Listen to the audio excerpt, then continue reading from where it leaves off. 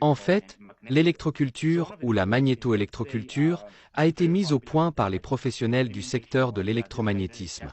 Il s'agit simplement d'un domaine qui cherche à stimuler ou à amplifier la croissance des plantes en manipulant les champs électriques et magnétiques.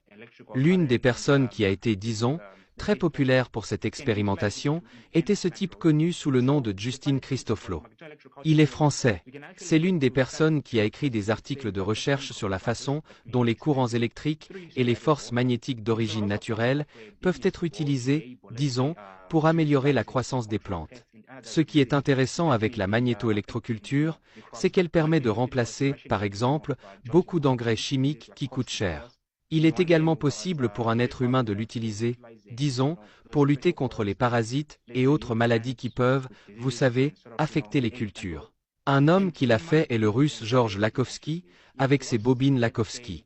C'est un homme qui était très populaire pour l'utilisation de ces bobines spéciales pour, disons, lutter contre les maladies et contrôler l'âge des plantes. Selon moi, et d'après ce que j'ai vu, si ces forces sont utilisées ensemble, le magnétisme et l'énergie électrique, s'ils sont utilisés de manière appropriée, ils peuvent permettre aux gens de résoudre, disons, la plupart des crises alimentaires auxquelles ils sont confrontés.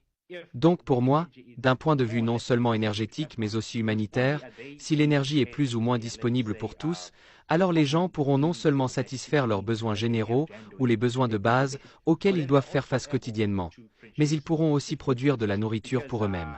Après tout, l'énergie est quelque chose d'universel. Si vous savez comment l'exploiter, vous pouvez littéralement prendre la vie en main, et c'est l'idée qui sous-tend la création de générateurs d'énergie sans combustible. Nous voulons simplement permettre à une personne de reprendre sa vie en main, de s'approprier son destin en contrôlant la façon dont les choses sont produites pour elle en fonction des besoins qui lui parviennent.